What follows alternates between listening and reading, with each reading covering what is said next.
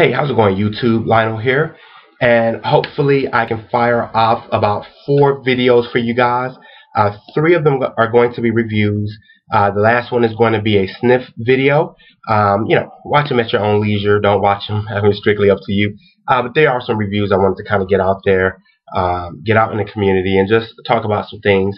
One of these have been reviewed previously by DK and my man Most out of the UK, but the other 2 I don't think have any reviews on YouTube, and I don't really try to do that. But I mean, I don't, say, oh, I'm first one or something like that. But what I do attempt to do is, try to bring something different, unique to the community. Just because oftentimes there's just a little bit of redundancy, and I'm not knocking that. I mean, some of these fragrances that are getting a lot of redundant reviews are very good videos that people bring different perspectives to.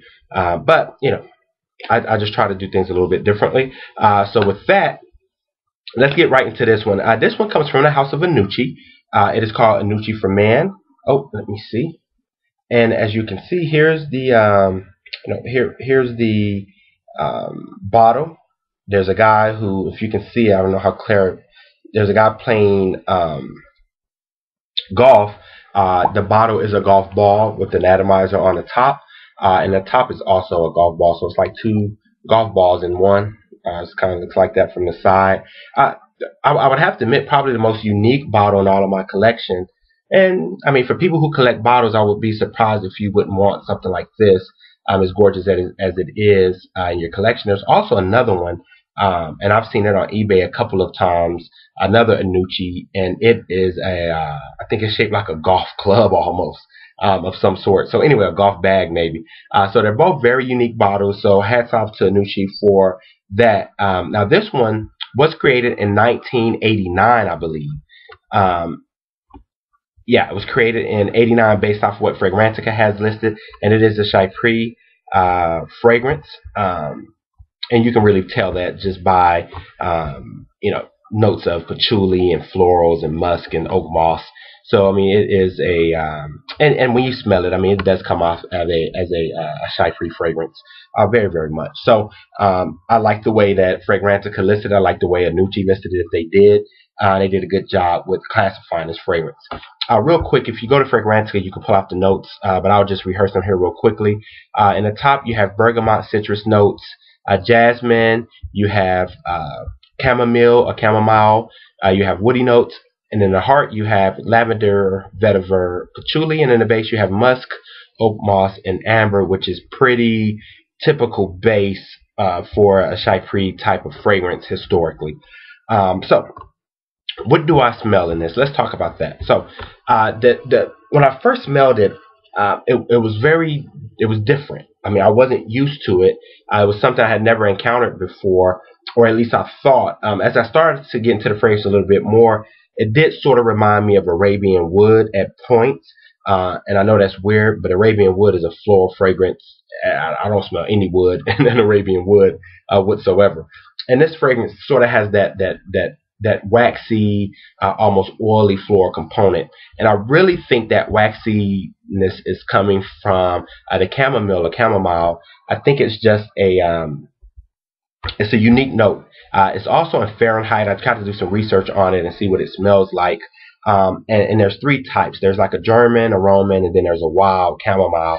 And I would think this one is probably in line with the Roman, just because of it blends well with jasmine. Sort of has a waxy, fruity, semi-sweet component to it.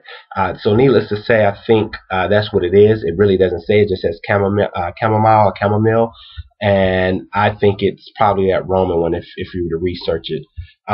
However, it opens with with those 2 notes combined with the 2 florals combining like that in the opening, the jasmine and the chamomile. One is sort of green, and jasmine. Jasmine is kind of sweet, dense, and when they come together, they just kind of make this very unique. It almost came off as mentholish, I guess. I don't know.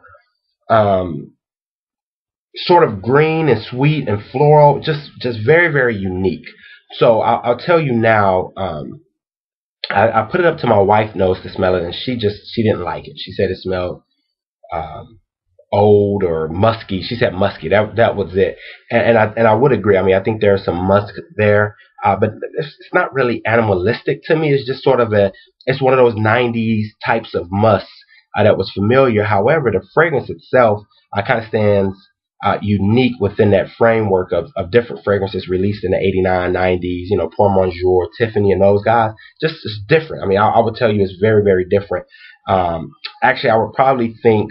Um, and I mean, a woman would pull this off. I don't know. I mean, there's not a very masculine component to it from my perspective, because I mean the jasmine is very bright and it's in your face, and the chamomile is very bright, sort of in your face, green. So this is a greenish, musky floral with some sweetness there.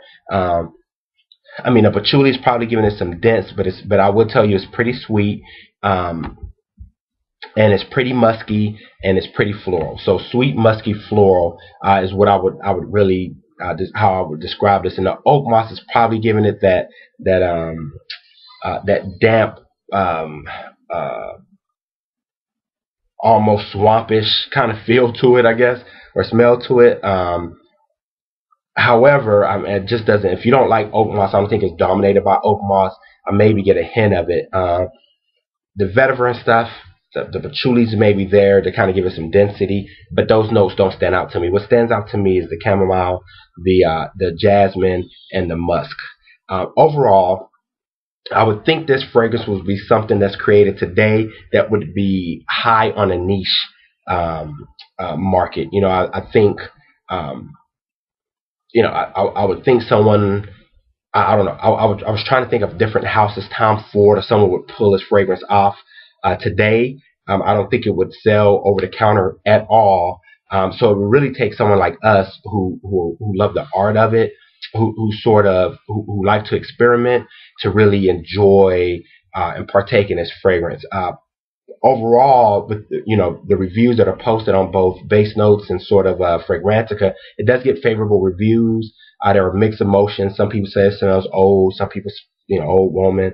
I don't get old woman. I just get very different. I mean, I just, you know, it would be very unique to see a man pulling this fragrance off back in the '90s. I mean, early '90s.